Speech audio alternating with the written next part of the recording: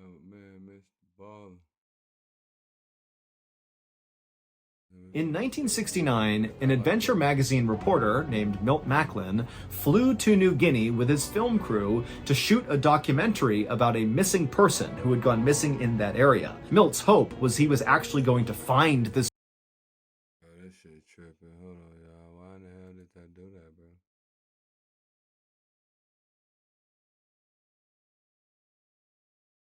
That shit set right. Why is it doing that? Why is it? Oh man, that shit tripping. Hold on, y'all. I don't know why it's putting the information like that, bro.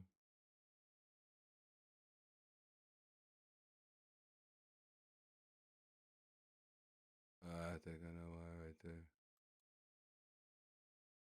There we go. My apologies. Let's get back into it.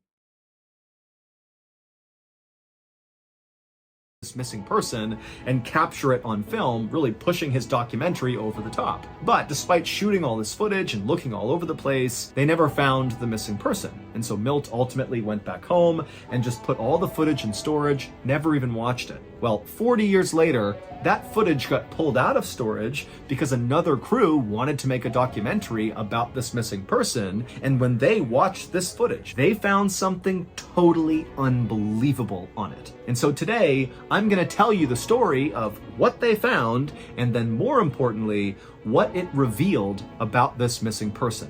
And I will say right now, it is highly disturbing. But before we get into that story, if you're a fan of the strange, dark, and mysterious delivered in story format, then you've come to the right place because that's all we do, and we upload once a week. So if that's of interest to you, please gift the like button the complete set of Where's Waldo books, but make sure you cut all the Waldos off of every page first. Also, please subscribe to our channel and turn on all notifications so you don't miss any of our weekly uploads. Okay, let's get into today's story.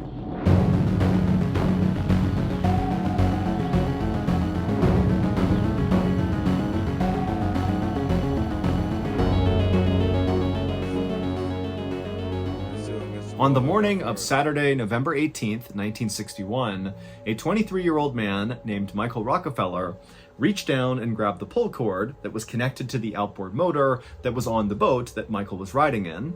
And Michael, he pulled and pulled on that cord, but he could not get this engine to restart. It just sputtered and wouldn't turn over. And without power, that meant that Michael and his small crew just continued to drift farther and farther out to sea. But that wasn't even the worst of this situation.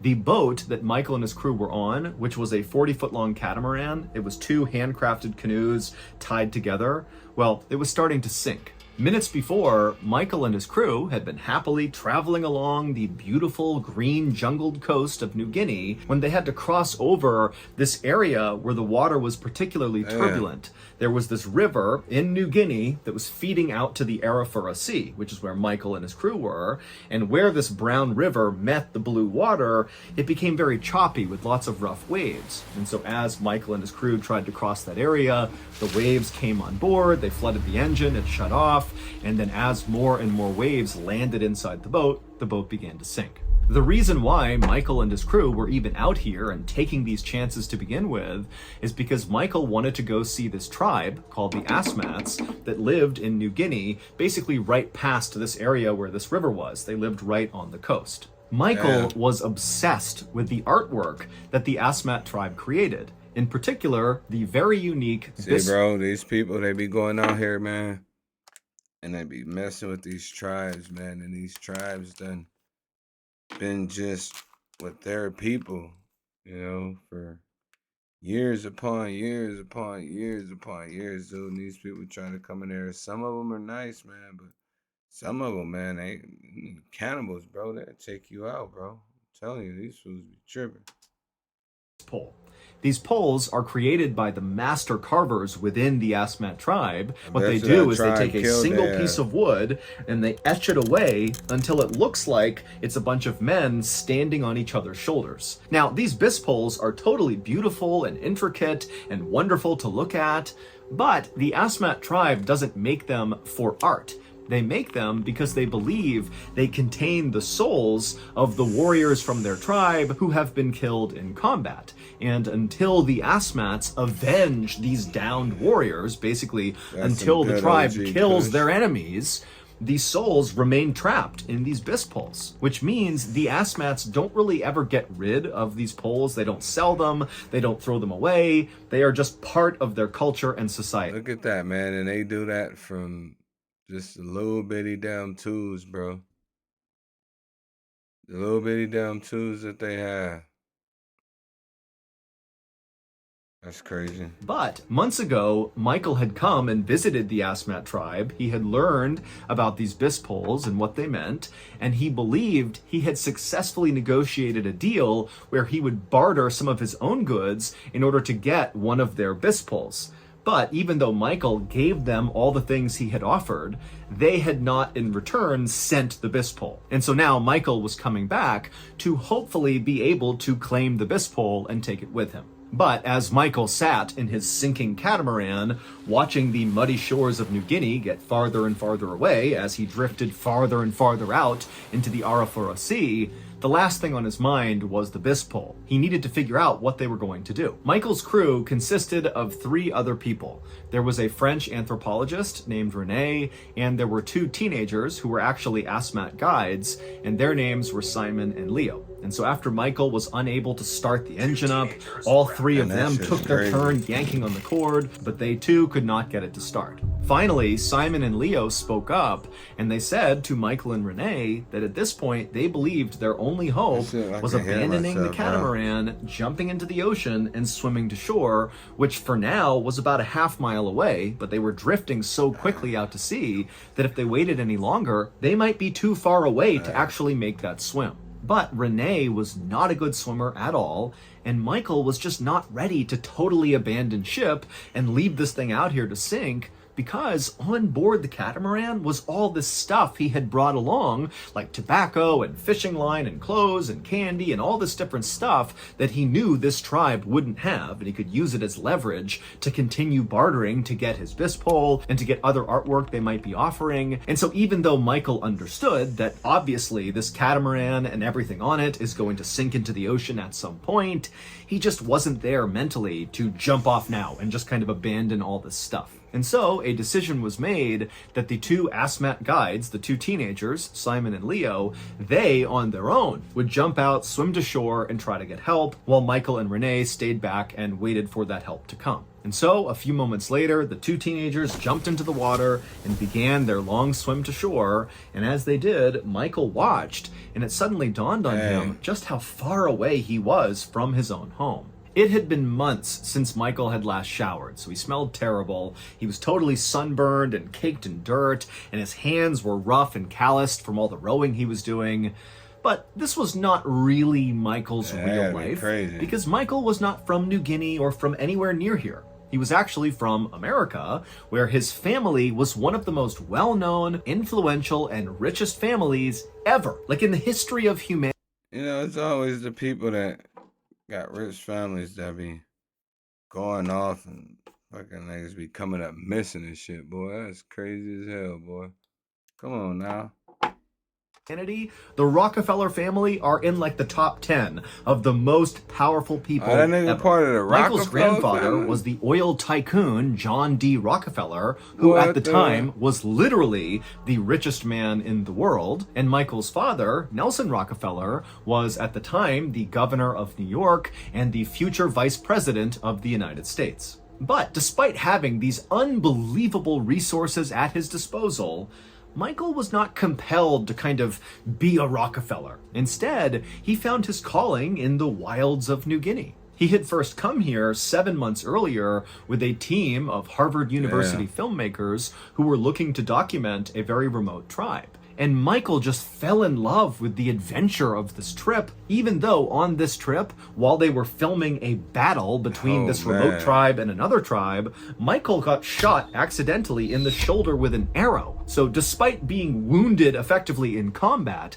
Michael just loved being in New Guinea. In fact, Michael actually never told his family about getting shot in the shoulder with this arrow because he was worried if he told his family, the all-powerful Rockefeller family, they would respond by seeking out retribution against one of these tribes that had inadvertently harmed Michael Rockefeller. And so Michael was just very respectful and protective of the people he came in contact with in New Guinea. And in many ways, he viewed them as more like his people than his family. And so after the Harvard University filmmakers wrapped up their documentary and went back to America, Michael had stayed in New Guinea. And in the meantime, his father, Nelson Rockefeller, had opened up a museum back home in New York called the Museum of Primitive Art, and what it displayed was artwork from places like New Guinea. Now, this was the early 1960s, and so many Westerners viewed natives of New Guinea, like the people of the Asmat tribe.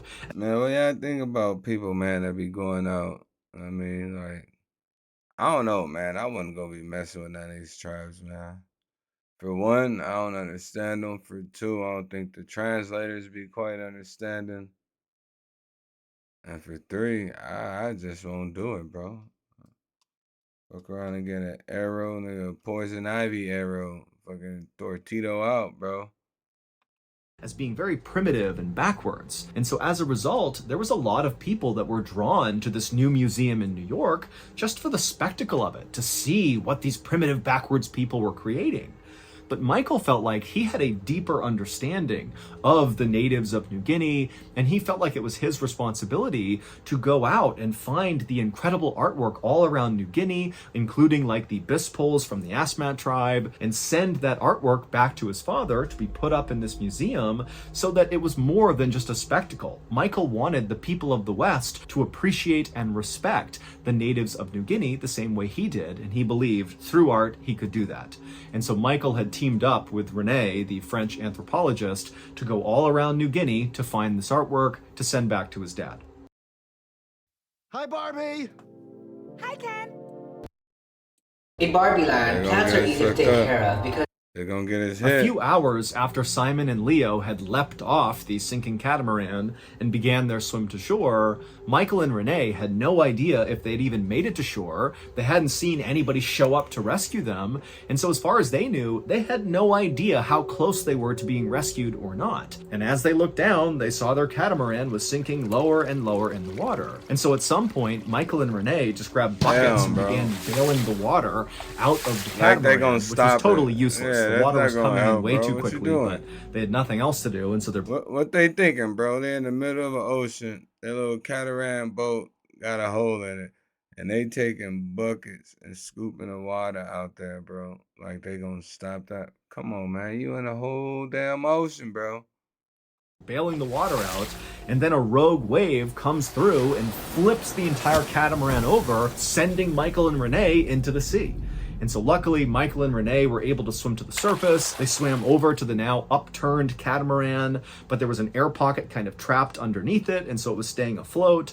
And so Michael and René grabbed onto the catamaran, and Michael actually grabbed a gas canister that had come off the boat, and he attached it to his belt like a flotation device. And so he and René just kind of held on to this upturned catamaran. Michael was also supported by this gas canister, and they just continued to wait, hoping that Simon and Leo had made it to shore and that help would be arriving soon. But in the back of Michael's mind, he knew that if help didn't come soon, Michael might have to do something drastic, like attempt the swim himself, which now was way farther than half a mile away. By the next morning, when the sun came up, Michael and René were still in the water, holding on to that catamaran, waiting for help to arrive, but no help had come. Now, Michael was a very good swimmer, but by this point, he knew they were at least 5 or maybe even 10 miles from shore. So this would be a gargantuan swim in pretty rough waters. But, you know, Michael, he's a Rockefeller. He had a lot of confidence, and he began telling René that, hey, I'm going to do this swim. I know I can do it. I can swim the whole distance. Even if it's 10 miles, I can do it. You know, you're going to have to just hang tight. It's going to take a while, but I'll get us help. Renee begged Michael not to go, but Michael said, I have to do something, otherwise we're gonna die out here. And so all Renee could do was watch as Michael stripped off some of his clothes and attached another gas canister to his belt to give him a little bit more flotation. And then Michael shook Renee's hand, and then right around 8 a.m. on Sunday, November 19th, 1961, Michael began the swim. About 12 hours later, so that night, while Renee is still just holding onto this catamaran, hoping help is going to come soon, suddenly, kind of without warning, the sky suddenly erupted with this incredibly bright flame. And what it was a plane flying overhead that had spotted Renee and the upturned catamaran. They had fired a flare into the air to be like, hey, we see you, we're going to send help. And then just a couple of hours later, a boat came around and picked Renee up. And when Renee climbed on board, he was so relieved, and he asked the captain, hey, did Michael Rockefeller tell you I was out here? Is that why you knew I was here? And the captain said, no, we were told by two teenagers, two guides, Simon and Leo, that you were out here. No one's heard from Michael. Now, you need to remember that Michael Rockefeller was a Rockefeller. And so as soon as Renee heard, oh my goodness, we don't know where Michael is, and he told the captain that Michael had begun this unbelievably long swim to shore to get help, it was like suddenly a bomb had gone off in the Rockefeller family, and they committed all of their money and their resources and their influence to launch the biggest manhunt basically ever. Bro, why didn't he just wait, bro? Why didn't he just wait? I don't think I get it. He thought he was gonna die, bro, but why didn't he just wait? We're gonna see how this play out. I don't know if Michael survived, they found Michael, or Michael got ate by some kind of sea serpent. I don't know, but we're gonna have to, to find Michael. They dispatched ships and helicopters and planes. They got in touch with the US Navy and got them to be fully involved. They looked everywhere for weeks, but they could not find Michael. This search for Michael would continue for years. Now, it wouldn't be as intense as the first few weeks, but there was always somebody or some entity looking for Michael around the area where he had begun that swim. But by 1964, so 3 years after Michael had begun the swim to shore, the Rockefeller family finally accepted that Michael had to be dead, that he had to have drowned on that 5 or 10 mile swim to shore. Damn, bro. Only thing Michael had to do, was wait, bro. Michael, I'm a Rockefeller, man. I'm a rock star, bro. I'm gonna go swim. Michael done got his crazy ass ate up, bro. Michael Duvo, bro. Michael done, man.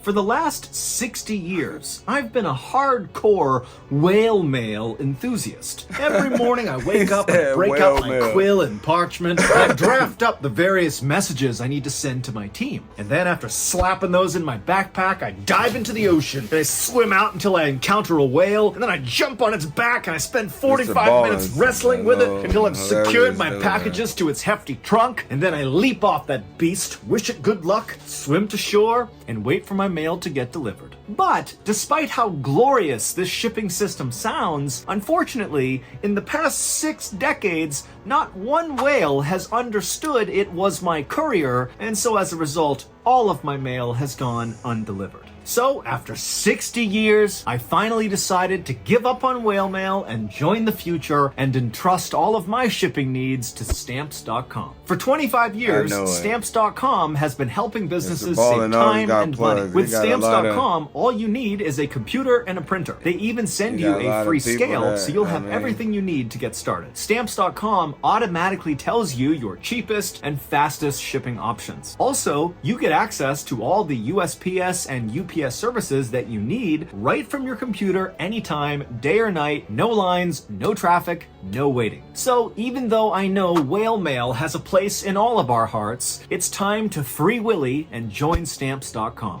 Set your business up for success when you get started with Stamps.com today. Sign up at Stamps.com/Mr. Ballin for a special offer that includes a 4-week trial, plus free postage, and a free digital scale. No long-term commitments or contracts. Just go to Stamps.com/Mr. Ballin. Hey, I'm Alex from Bespoke Clothes. This is like, what's up guys, I'm Alex.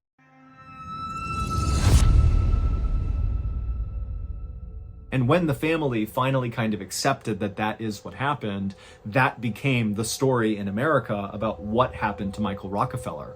In fact, his sister even wrote a best-selling book about grieving his loss. But in New Guinea, a very different story began to spread about what happened to Michael. Rumors about his fate were whispered along trade routes and between visiting missionaries and gossiped about in tabloid and adventure magazines. In 1969, so 5 years after Michael was declared dead by his family, an adventure magazine reporter named Milt Macklin heard from this mysterious Australian person who was a source for this magazine that they had actually run into Michael Rockefeller recently in the jungle of New Guinea, not far from where he supposedly disappeared. And Milt would actually follow up on this tip, despite how not credible it was, and he would go to New Guinea with a film crew, and he would go to this area and he would look everywhere for Michael. He would talk to locals. I mean, he really scoured the area, but there was no sign of Michael. And so Milt, feeling very let down by this, he came back home and he actually wrote a best-selling book about his quest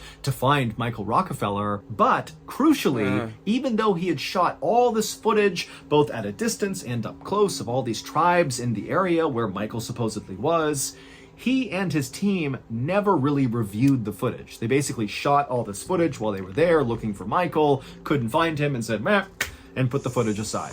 But 40 years later, another documentary film crew decided they were going to go to New Guinea and look for Michael, because there were still all these rumors floating around that Michael was alive and living in the jungles of New Guinea. And before they actually went to New Guinea to go looking for Michael, they uncovered this unwatched footage from Milt Macklin, and they watched all of it, and they discovered something unbelievable. Amongst the hours and hours of footage, there is this brief shot taken from a distance where the film crew was shooting on land out towards the water, and you see this canoe come into frame, and it's full of Asmat tribe warriors. This is a war party, and they're making their way presumably into battle with some other tribe.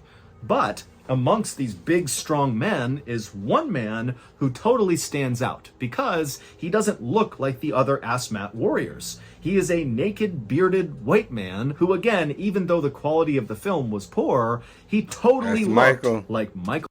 That's Michael Rockefeller right there, y'all. That nigga didn't die. He wanted to live that life. He faked his death, and he's hanging out where he loves to be right now. So anybody looking for Michael Rockefeller, just leave that man the hell alone. He right where he want to be, man. Fighting with the tribe. Michael Rockefeller. And so as soon as word got out about this footage, very quickly rumors began to spread all around the world about how this heir to a billionaire's fortune had decided to turn away from his family and just live amongst the Asmat tribe as one of theirs. Now, again, we have no idea if that really was Michael Rockefeller. It could easily have been, a missionary or some other white person that happened to be in New Guinea, but the story was incredible, and so it spread everywhere. In 2012, so 4 years after this unwatched Milt Macklin footage came to light, and over 50 years since Michael Rockefeller actually went missing, a National Geographic journalist named Carl Hoffman, who had grown up totally fascinated by the mystery surrounding Michael Rockefeller, he decided that he would go to New Guinea and finally get to the bottom of what happened to Michael Rockefeller. And after Carl and his interpreter went to New Guinea and lived with the Asmat tribe for months and gained their trust and gained their respect, they began to tell him a brand new story that he had never heard before about what happened to Michael, the real story. And they gave him a dire warning that if he ever told anyone what actually happened to Michael, that the whole village would likely be killed, and maybe even he too would be killed. But Carl didn't listen. After hearing what really happened to Michael, he left New Guinea and wrote a book about it called Savage Harvest. And from his book, here is what happened to Michael Rockefeller. On the morning of November 19th, All right, y'all ready for this? Let's see what happened to Michael Rockefeller. I'm about to get back in my seat, man. We about to give us a little intermission real quick. Give me some of this OG Kush right here.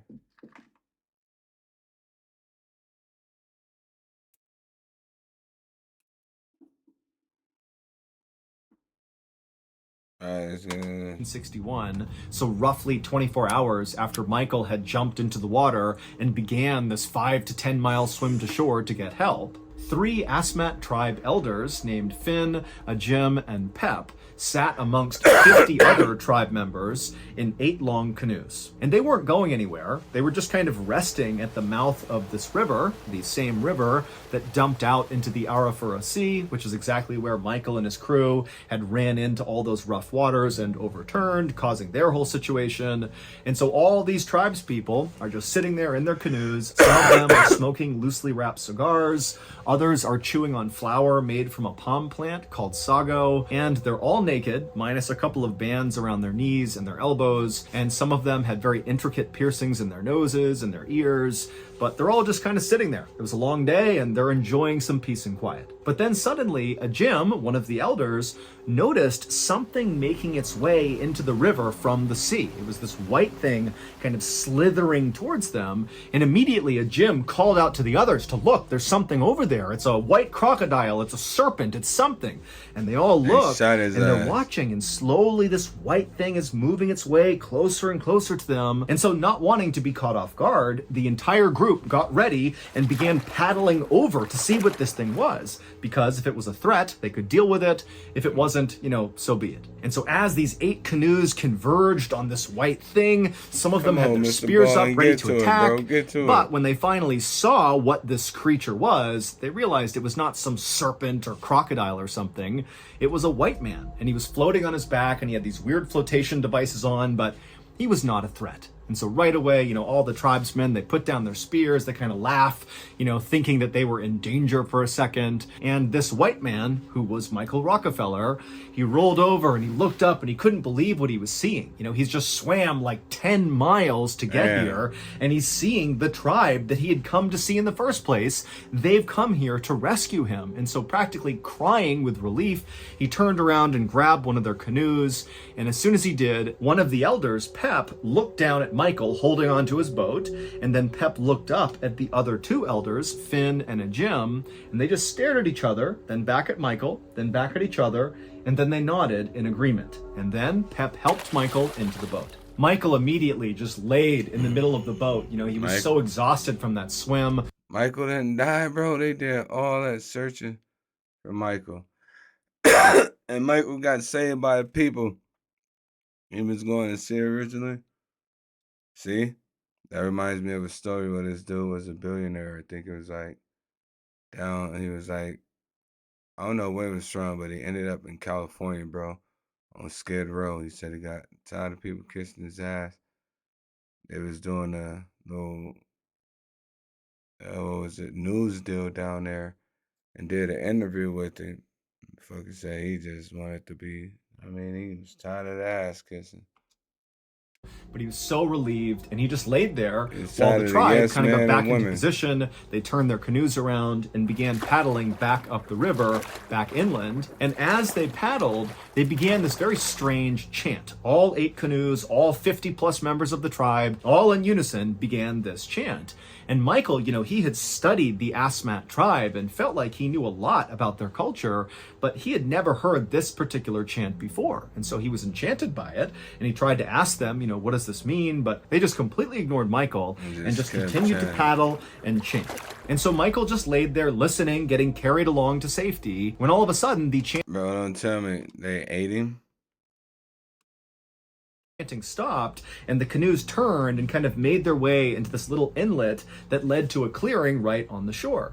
And so Michael noticed they were slowing down, and so he kind of barely got up and looked over the edge of the canoe to see if they were at their village. But when he looked up, he saw there was no village in sight. It was just this clearing out on the shore. And right away, Michael's like, well, I hope we're going to the village soon, because I have to find someone who can get in touch with the authorities, who can then go and rescue Renee and hopefully find Simon and Leah video as well. And so Michael What? began trying to ask the men in his canoe if they would help him, but there was, of course, a massive language barrier, and neither side really understood the other. And then at some point, one of the men from the Asmat tribe just began laughing at Michael. And when he did, the majority of the rest of the tribe laughing looked too. over, saw what was going on, and they too began laughing at Michael. And so Michael had no idea what was going on. And then before he could do anything else, the entire tribe stopped laughing, and it was like in an instant, they were back into that rhythmic chanting as they slowly began making their way out of their canoes, making their way onto shore. And so Michael began to sense that something was wrong, and instead of getting out of the canoe with the rest of the tribe, he kind of instinctively laid back down on the canoe, almost like he was trying to get away from them. And when he did that, the tribesman who had first laughed at Michael, he stood right over Michael as he's doing this chant, and he smiled at Michael, and then he raised his spear and he drove it into Michael's side. And the second he did that, other members of the tribe raised these horns they were carrying and began blasting into their horns. And so Michael, he's screaming out in pain, but he's got no strength to defend himself, and so he kind of like rolled over onto the other side on this canoe, kind of trying to protect himself. And when he did that, the guy just lifted his spear again with a big smile on his face and drove it into Michael's other side. After the man pulled the spear out, Michael, who's in horrible... Well, sorry to say, man. Michael was food for them dudes, man. Michael turned out to be their dinner, bro. One false move got him killed and probably ate, bro. pain, managed, perhaps with his adrenaline, to pull himself up and over the side of the canoe. So he kind of fell out onto the mud, and he tried to stand up to get away from them, but there was nowhere he could go. And so as he's kind of fumbling in the mud, two of the tribesmen walked up behind him, grabbed him under the arms, and they began carrying him across the clearing towards the jungle. And as they walked, that rhythmic chanting continued, and periodically Michael would hear someone blast on their horn. And so Michael was dragged across the shoreline into the jungle, and then finally to another clearing in the jungle, not anywhere near their village. And Michael was positioned in the middle of this clearing and put on his knees. And so Michael, he's kind of guarding his sides with his arms. He's incredibly weak. He's on his knees. The tribe kind of formed a circle around him, and they're continuing this chant. And then at some point, one of the tribesmen walked up to Michael, grabbed his head and pushed it forward, exposing the back of his neck. And then another tribe member walked in, and again, the whole time this chanting is going on, horns are being blown, and this other tribesman comes up and he raises an axe and he brings it down on the back of Michael's neck. It would turn out the Asmat tribe knew who Michael was. They remembered him from his visit several months earlier when he had attempted to barter for their bis poles. And they had been totally offended that this rich white man had shown up and thought he could just buy one of their sacred artifacts like it was some trinket to be put on display in a museum. And so they had held on to a deep hatred for him. That was why they didn't send their bis pole to him. They weren't going to give it to him. But when Michael had kind of magically floated into their river, and suddenly the Asmat tribe has him sitting in their canoe, the three village elders, Finn, Ajim, and Pep, they all just kind of looked at each other and nodded in agreement that they were going to ritualistically kill Michael to avenge the deaths of many of their fallen warriors that those bis poles apparently contained the souls of, because many of their warriors had been killed by white men in the past, and so Michael was going to be their way to avenge their souls. And so that chant that Michael heard them all saying, that was the chant they did when they performed this execution ritual. Except they didn't just kill Michael. After one of those tribesmen brought the axe down on the back of Michael's neck, another tribesman walked up and grabbed Michael's hair, pulled his head back, and used a knife to slash at his throat to actually remove his head. And then after his head was removed, again with all the chanting continuing in this circle the whole time, members of the tribe came up and began cutting Michael's body absolutely to pieces, separating his organs and his flesh and his bones into different piles, and then very quickly they got a fire going and cooked and ate Michael. I know it. And of all, I told y'all, bro. I told y'all. Michael was their dinner, bro. But that shit was deeper. Michael tried to buy one of their little spears, bro. Tried to barter, and they didn't like it. Fucking took Michael out. Michael gone, bro. all the parts of his body that were eaten. Rockefeller His brain was done, apparently bro. the most important, and so only Finn, Jim, and Pep, the three elders, were allowed to eat the brain. And then finally, after they had finished eating and took all the remaining meat that had not been consumed, and they put it into their pouches to eat later, Finn, one of the elders, took Michael's skull, and he would bring it back to the village, and he would cover it in banana leaves, and he would paint it, and treat it like a trophy. A few days later, when that huge search party came through the area looking for Michael, That was the his Asmat tribe face. knew they could never whisper a word about what happened to Michael, because if it got out, it's very likely that Westerners would want to retaliate against them. And so for decades and decades, their crazy. secret stayed safe. Bro, I told y'all, man. I told y'all Michael done got his ass ate up, bro. Bye-bye, Rockefeller. Until Carl Hoffman of the National Geographic heard the story and then wrote the book about it, Savage Harvest. But despite publishing this book and lots of people reading it, there was always some question about the credibility of the story, because remember, there's all this intrigue and mystery around Michael's story to begin with, and now we have this account coming from the Asmat tribe, and so no one really knew how legitimate it was. And so, to this day, the Rockefeller family, and generally speaking, authorities at large, still say that Michael Rockefeller drowned on his swim to shore trying to get help, and that's it. So that's gonna do it. All right, man. Hope y'all like that. That's it for me tonight. I catch y'all, or this morning, because it's like 5:51 in the a.m. I catch y'all later on today.